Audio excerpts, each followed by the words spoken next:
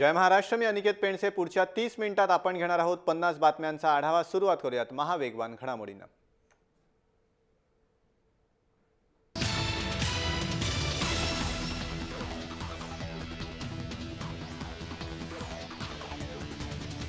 मुंबई महापालिकेनं बॅनर काढल्यानं मनसे चांगलीच आक्रमक झाली आहे. मुंबईच्या दादर जे मार्ग 7 रस्ता परिसरातील अनधिकृत बॅनर हटवण्यास पालिकेनं सुरुवात केली.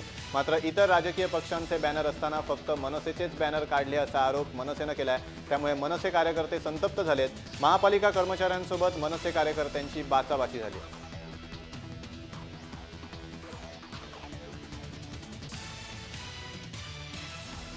यापुढचा मराठा क्रांती मोर्चा नागपुरात धडकणार आहे. त्यातूनही ठोस निर्णय न झाल्यास मुंबईत मोर्चा काढण्याचा विचार केला जाईल. मराठा क्रांती मोर्चाच्या औरंगाबादमधील परिषदेत हा महत्त्वाचा निर्णय घेण्यात आला. सर्व जिल्ह्यातील मराठा क्रांती मोर्चाच्या 11 प्रतिनिधींची औरंगाबादमध्ये बैठक झाली. 14 डिसेंबरला नागपुरात मराठा क्रांती मोर्चा काढण्यात येईल. हिवाळी अधिवेशनाच्या कालावधीतील हा मोर्चा थेट मुख्यमंत्र्यांच्या बंगल्यावर धडकणार आहे.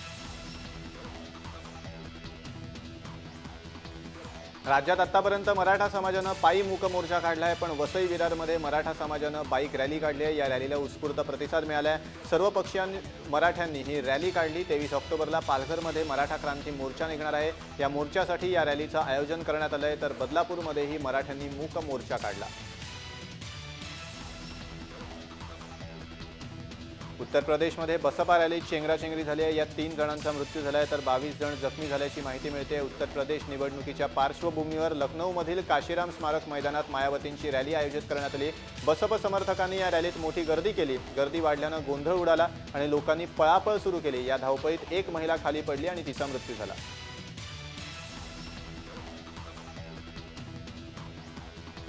जायकवाडी धरणातील पाण्यावर हिरव्या रंगाचा तवंग पसरल्यामुळे खळबळ उडाली आहे. मात्र प्रशासनाच्या वतीनं नागरिकांना घाबरून न जाण्याचं आवाहन करण्यात येत आहे. जायकवाडी धरणातील जलाशय अवघ्या 5 दिवसात हिरव्या रंगाच्या तवंगानं व्यापलाय. पाण्यावर 5 चौरस किलोमीटर परिसरात हिरव्या रंगाचा तवंग पसरलाय. यंदा धरणात मोठ्या प्रमाणावर पाणी आलं. प्रथमदर्शनी शेवाळामुळे हा प्रकार घडल्याचं म्हटलं जातं. मराठवाड्याला 15,000 कोटींची नुकसान भरपाई देण्यात आली असून 10 ऑक्टोबर नंतर मराठवाडा दौऱ्यावर जाण्याची घोषणा सदाभाऊ खोत यांनी दिली आहे. सांगलीतल्या एका कार्यक्रमादरम्यान ते बोलत होते. तसंच सर्व शेतकऱ्यांना पंतप्रधान पीक विमा योजनेतून शक्य तेवढी जास्त मदत करणार असल्याचं देखील सदाभाऊ खोत यांनी म्हटलंय. पिंपरी चिंचवडमधल्या संजय गांधी नगर सिलेंडरच्या स्फोटात 15 ते 20 झोपड्या जळून खाक झाल्यात. अग्निशमन दलानं वेळीच आगीवर नियंत्रण मिळवल्यानं या ठिकाणी मोठी दुर्घटना टळली आहे. यामध्ये सुदैवानं कोणतीही जीवितहानी झालेली नाही. दरम्यान या आगीचं नेमकं कारण अद्याप समजू शकलेलं नाही. दसरा मेळाव्याच्या कारणावरून सुरू झालेला भगवानगडावरील वाद टाळण्यासाठी भगवान बाबा महासंघ पुढे सरसावलाय. ग्रामविकास मंत्री पंकजा मुंडे आणि नामदेव शास्त्रींनी एकत्र येऊन समाजहिताचा निर्णय घ्यावा. समाज भगवानगडाचा पाईक आहे हे दोघांनीही लक्षात घ्यावं असं आवाहन महासंघाकडून करण्यात आलंय. दरम्यान दसरा मेळाव्यावरनं होणारा वाद टाळण्यासाठी भगवान बाबा महासंघाचे राज्यभरातील 5,000हून अधिक कार्यकर्ते भगवानगडावर जाणार आहेत.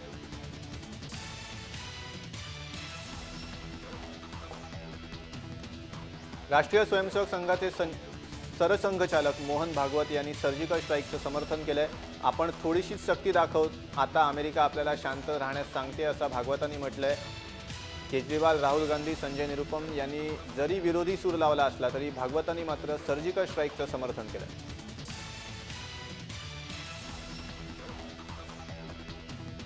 भगवानगडावरील दसरा मेळाव्याचा वाद काही थांबत नाहीये. ग्रामविकास मंत्री पंकजा मुंडे आणि महंत नामदेव शास्त्री दोघंही आपल्या भूमिकेवर ठाम असताना आता बीड जिल्ह्यातील 25 ग्रामपंचायतींनी पंकजा मुंडे यांना भगवानगडावर भाषण करू देण्यासाठी ठराव पारित केलाय.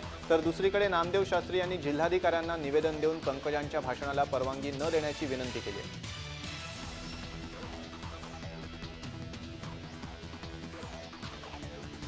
उरी हल्ल्यानंतर आंतरराष्ट्रीय स्तरावर सपाटून मार खाल्लेल्या पाकिस्ताननं आता भारताविरोधात गरळ ओकण्यासाठी नवी रणनीती आखली आहे. पंतप्रधान मोदींसह राष्ट्रीय स्वयंसेवक संघाची विचारसरणी असणाऱ्या हिंदुत्वावर टीका करण्याची शिफारस पाकिस्तानच्या सिनेटमधील एका समितीनं केली आहे. पाकिस्तानातील एक्सप्रेस ट्रिब्यून या वृत्तपत्रानं त्याची माहिती दिली आहे.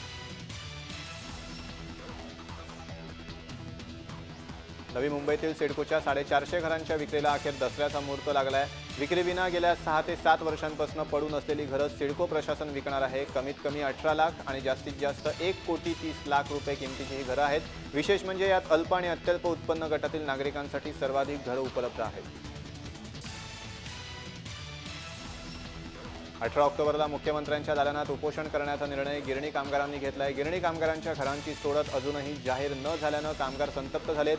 9 मे 2016ला गिरणी कामगारांच्या घरांची सोडत काढण्यात येईल असं आश्वासन गृहनिर्माण मंत्री प्रकाश मेहता यांनी दिलं होतं। मात्र त्याबाबत अजूनही काहीच हालचाली झाल्या नाहीत, त्यामुळे गिरणी कामगार पुन्हा रस्त्यावर उतरणार आहेत। मुंबईतल्या साई भक्त मंडळानं आयोजित केलेल्या कार्यक्रमासाठी साईबाबांच्या पादुका देणार नसल्याचं शिर्डीच्या साई संस्थानाच्या विश्वस्तांनी स्पष्ट केलंय। 15 आणि 16 ऑक्टोबरला वरळीतल्या जांभोरी मैदानात साई भक्त मंडळानं श्री साई महासमाधी शताब्दी वर्ष संमेलन या कार्यक्रमाचं आयोजन केलंय।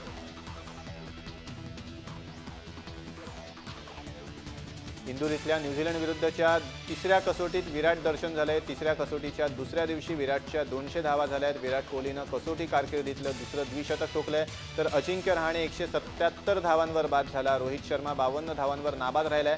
भारत 557 धावा करत मजबूत स्थितीत आहे।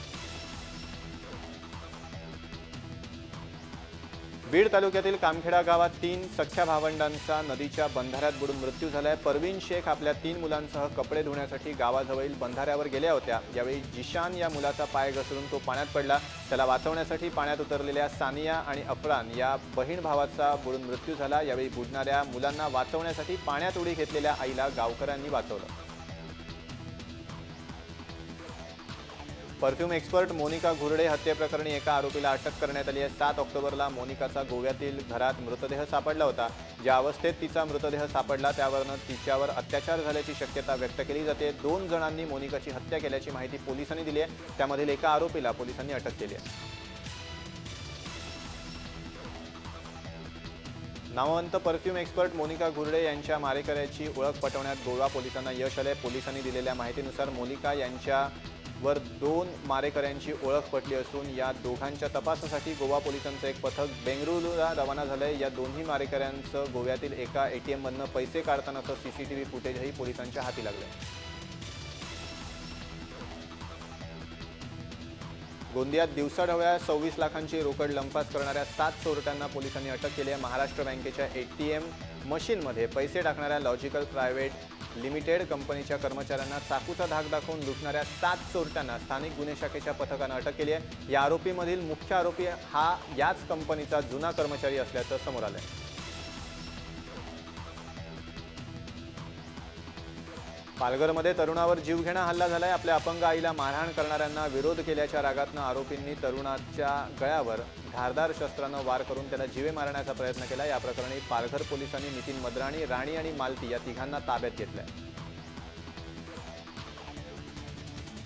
बुलढाण्यात तेलाच्या ट्रकला अपघात झाल्यानंतर तेल नेण्यासाठी नागरिकांची एकच झुंबड उडाली। गुजरातवरून अकोल्याकडे जाताना नांदुरा रोडवर आमसरी फाट्याजवळ ट्रकला अपघात झाला।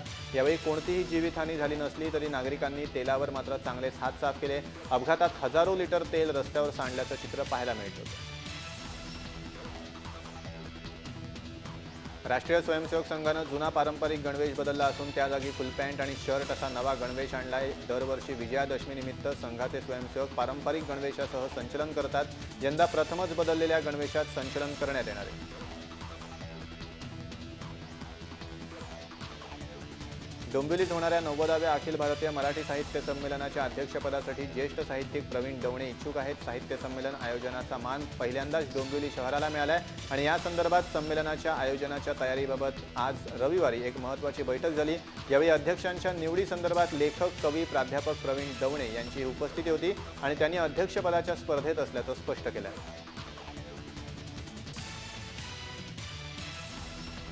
पावसानं दिलासा दिल्यामुळे शिवसेनेचा दसरा मेळावा शिवाजी पार्कवरच होणार आहे। आगामी महापालिका निवडणूक, भाजपशी ताणलेले संबंध आणि मराठा क्रांती मूक मोर्चाबाबत छापून आलेलं व्यंगचित्र या पार्श्वभूमीवर शिवसेनेचे पक्षप्रमुख उद्धव ठाकरे काय बोलणार याकडे सगळ्यांचंच लक्ष लागलंय।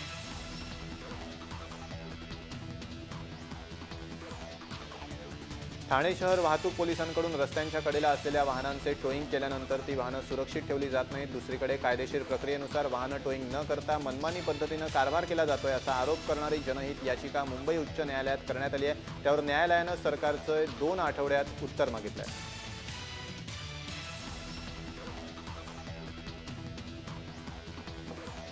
ऑनलाईन लॉटरीच्या नावाखाली गैरप्रकार करून सर्वसामान्यांना आर्थिक गंडा घालणाऱ्यांवर राज्य सरकारनं कायदेशीर कारवाई करावी आणि त्यांचा परवानाही रद्द करावा असे आदेश मुंबई उच्च न्यायालयानं दिलेत। अनेक ऑनलाईन लॉटरींद्वारे नियमांचं पालन केलं जात नाही असे आरोप याचिकादाराच्या वतीनं करण्यात आलेत। या आरोपांबाबत राज्य सरकारनं 3 महिन्यात तपास करून योग्य ती कारवाई करावी असे आदेश खंडपीठानं दिलेत। पेट्रोल पंप आणि गॅस वाहन केंद्र अशा ज्वलनशील यंत्रणांच्या ठिकाणांपासून 30 मीटर अंतरापर्यंत बांधकामाला परवानगी देण्यात येऊ नये असा ठराव मुंबई महापालिकेच्या सभागृहात मंजूर करण्यात आला आहे। सध्या मुंबईतील अनेक पेट्रोल पंपांजवळ निवासी इमारती असल्या तरी आगामी काळात पेट्रोल पंपानजीक बांधकामांना बंदी घालण्यात येणार आहे। ओला उबेर या खासगी कंपन्यांना टक्कर देण्यासाठी रिक्षा आणि टॅक्सी चालकांनी आता आधुनिक तंत्रज्ञानाची मदत घेत स्वतःचं ॲप्लिकेशन तयार केलं आहे। ही सेवा दसऱ्यापासून कार्यान्वित होणार आहे। या नवीन तंत्रज्ञानामध्ये केवळ अधिकृत परवानाधारक रिक्षा टॅक्सी चालकांना समाविष्ट केलं जाणार आहे। शिवाय राज्य प्रादेशिक परिवहन विभागानं ठरवून दिलेल्या मीटरनुसारच प्रवासी भाडं आकारणी करणार आहे। देशातील 100 स्मार्ट शहरांच्या जोडीला 100 रेल्वे स्थानकही स्मार्ट आणि हरित करण्याचा संकल्प रेल्वेनं सोडलाय। स्थानकं स्मार्ट आणि हरित करताना जलस्रोताचं पुनरुज्जीवन, LED दिव्यांचा वापर, हरित स्वच्छतागृहांना प्राधान्य, रेल्वे ट्रॅक लगत वृक्षारोपण अशा प्रमुख उपक्रम रेल्वेतर्फे हाती घेण्यात आलेत अशी माहिती केंद्रीय रेल्वे मंत्री सुरेश प्रभू यांनी दिली आहे। उपनगरीय रेल्वे स्थानकांमध्ये वायफायची सुविधा उपलब्ध करून दिल्यानंतर पश्चिम रेल्वे प्रशासनानं आणखी एक पाऊल पुढे टाकले आहे। पश्चिम रेल्वे मार्गावरून धावणाऱ्या एक्सप्रेस ट्रेनमध्येही प्रवाशांच्या सोयीसाठी वायफाय उपलब्ध करून देण्याचा विचार अधिकारी स्तरावर सुरू आहे। यासाठी चाचपणी सुरू झाली आहे। देशभरातील प्रमुख रेल्वे स्थानकांवर गुगलच्या सहकार्यानं मोफत वायफायची सेवा उपलब्ध करून देण्यात आली। मोनोरेलचा दुसरा टप्पा मुंबईकरांच्या सेवेत यायला आणखी 5 महिन्यांचा विलंब होणार आहे। मुंबई महानगर प्रदेश विकास प्राधिकरणानं वडाळा डेपो ते लोअर परळ स्थानक या दरम्यान मोनोरेलच्या चाचण्या सुरू केल्यात, तरी अजून अनेक कामं प्रलंबित आहेत। ही कामं डिसेंबर महिन्याच्या मध्यावर संपणार असून त्यानंतर रेल्वे सुरक्षा आयुक्त या मार्गावर चाचण्या घेणार आहेत।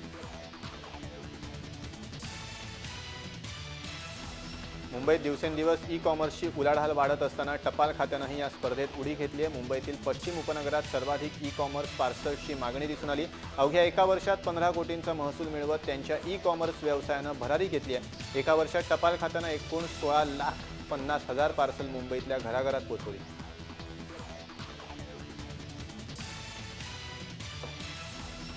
पत्र, पार्सल, मनी ऑर्डर पाठवणं या पारंपरिक परिघापलीकडे टपाल विभाग झेप घेऊ लागलाय। टपाल सेवेच्या संगणकीकरणामुळे राज्यात 2136 ठिकाणी CBS सेवा सुरू झाली आहे, तर आणखी एकूण 70 ठिकाणी लवकरच सुरू होणार आहे। त्याचबरोबर राज्यात 73 ठिकाणी पोस्टानं ATM सेवाही सुरू केली आहे। या सेवेला ATM कार्डचीही जोड मिळाल्यानं टपाल विभागाची स्पर्धा थेट बँकांशीच सुरू झाली। 2 वर्षात राज्यातील 100 शाळा आंतरराष्ट्रीय दर्जाच्या करण्यात येणार असल्याची घोषणा मुख्यमंत्री देवेंद्र फडणवीस यांनी केली आहे। जनतेसोबत संवाद साधता यावा यासाठी केंद्रातील भारत नेटच्या धर्तीवर महाराष्ट्र नेटचा प्रयोग येत्या काळात सुरू करण्यात येणार आहे। त्याद्वारे राज्यातील प्रत्येक खेड्यातील लोकांपर्यंत आरोग्य आणि शिक्षणाच्या सेवा पोहोचवता येतील असंही मुख्यमंत्र्यांनी म्हटलंय। राज्यात दुष्काळ जाहीर झालेल्या जिल्ह्यातील शालेय विद्यार्थ्यांना माध्यान्ह पोषण आहाराच्या जोडीनं अंडी आणि केळी देण्याचा शालेय शिक्षण विभागाचा मानस आहे। याबाबतची फाईल मंत्रालय स्तरावर अर्थ विभागाकडे मंजुरीसाठी पाठवण्यात आली आहे। त्यामुळे लवकरच विद्यार्थ्यांना अंडी आणि केळी पौष्टिक आहार म्हणून मिळणार आहे। याचा लाभ सुमारे 25 लाख विद्यार्थ्यांना मिळेल। 11वीची प्रवेश प्रक्रिया आता संपली असून पुणे आणि पिंपरी चिंचवडमधील महाविद्यालयात 15,642 जागा रिक्त राहिल्यात। 11वी प्रवेशासाठी विद्यार्थ्यांना 11 वेळा संधी देण्यात आली, तरीही एकूण 79,665 जागांपैकी 64,023 जागांवरच प्रवेश झाले। कला शाखेच्या 5,150, वाणिज्य शाखेच्या 4,196 आणि विज्ञान शाखेच्या 6,296 जागा रिक्त राहिल्या। सणासुदीच्या काळात गोड पदार्थ, तेल, तुपाची मागणी वाढते. मागणी वाढल्यानं पुरवठा करण्यासाठी या पदार्थांमध्ये भेसळ केली जाते. या प्रकारांना आळा घालण्यासाठी कोकण विभागातील FDAच्या अधिकाऱ्यांना निर्देश देण्यात आले. मिठाईची दुकानं आणि अन्य दुकानांची तपासणी करण्यास सांगितली आहे. या दुकानातील पदार्थांचे नमुने गोळा करून प्रयोगशाळेत त्याची तपासणी केली जाणार आहे.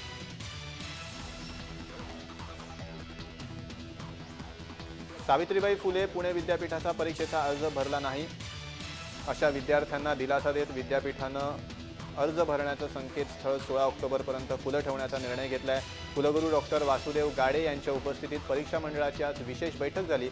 या बैठकीत हा निर्णय घेण्यात आला.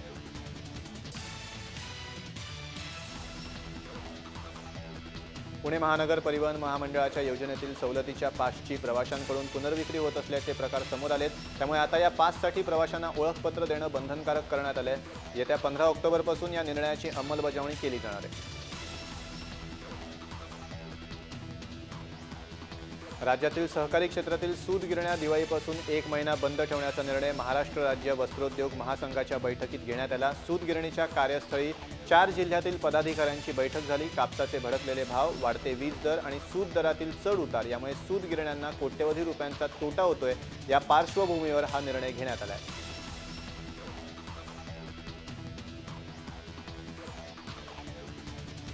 सणासुदीत साखरेच्या दरावर नियंत्रणासाठी पुरवठा विभागानं नाशिकमधील 9 साखर कारखान्यातील साखर साठ्याची तपासणी केली.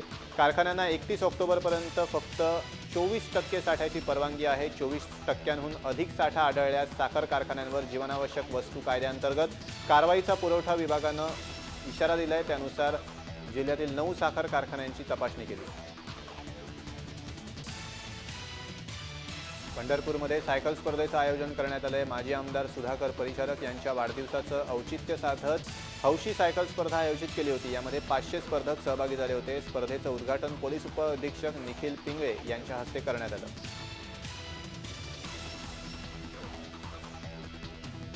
नवरात्रीनिमित्तानं समाजात आपल्या कार्याचा ठसा उमटवणाऱ्या नवदुर्गांचा सत्कार सिंधुताई सपकाळ यांच्या हस्ते करण्यात आलाय. या 9 महिलांमध्ये कर्तव्यदक्ष पोलीस अधिकारी सुजाता पाटील, पत्रकारिता क्षेत्रात आव्हानात्मक काम करणाऱ्या मनीषा म्हात्रे, राज्यस्तरीय ज्युडो स्पर्धेत सुवर्णपदक पटकावलेल्या सिद्धी सुनील घाडगे यासारख्याच खऱ्या आयुष्यातील दुर्गांचा सत्कार करण्यात आला. सावली संस्थेच्या वतीनं भांडूप इथे हा कार्यक्रम आयोजित करण्यात आला होता.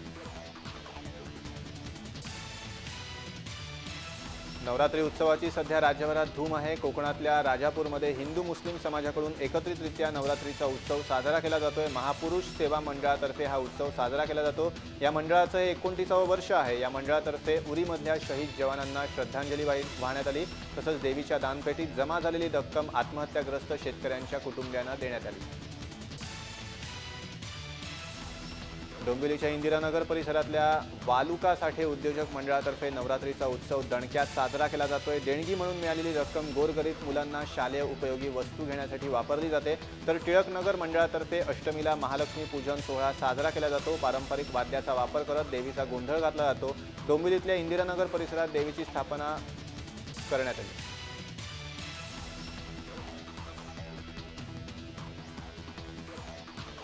जम्मू काश्मीरमध्ये जवानांवर स्थानिकांकडून दगडफेक केल्याच्या बातम्या अनेकदा पाहायला मिळतात. पण सगळेच लोक तसे नसतात. अनेक जण जवानांची मदत देखील करतात. याची प्रचिती इथे सैनिकांच्या ट्रकला अपघात झाल्यावर पाहायला मिळाली. ट्रकमध्ये अडकलेल्या जवानांना मदत करण्यासाठी तिथले स्थानिक लोकच तत्परतेनं धावून आले.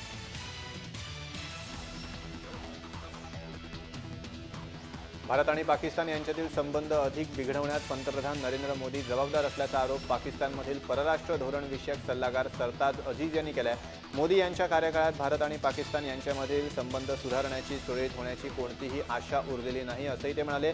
भारत पाकिस्तान सीमा सील करण्यात काहीच गैर नाही असंही ते म्हणाले. भारतानं कधीही स्वतःहून कुठल्याही देशावर हल्ला केलेला नाही. पण देशावर हल्ला झाल्यास आम्ही गोळ्या मोजत नाही अशा शब्दात केंद्रीय गृहमंत्री राजनाथ सिंग यांनी पाकिस्तानला इशारा दिला.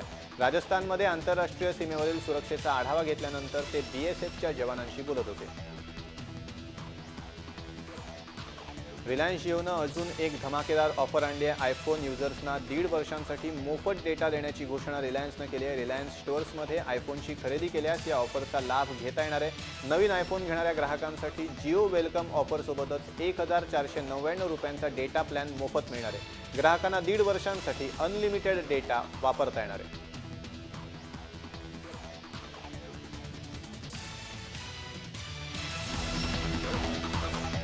चला तर मग या बातमीसह महाफास्टमध्ये वेळ झाली इथेच थांबण्याची. ताज्या अपडेट्ससाठी तुम्ही पाहत राहा जय महाराष्ट्र, थेट अचूक बिनधास्त.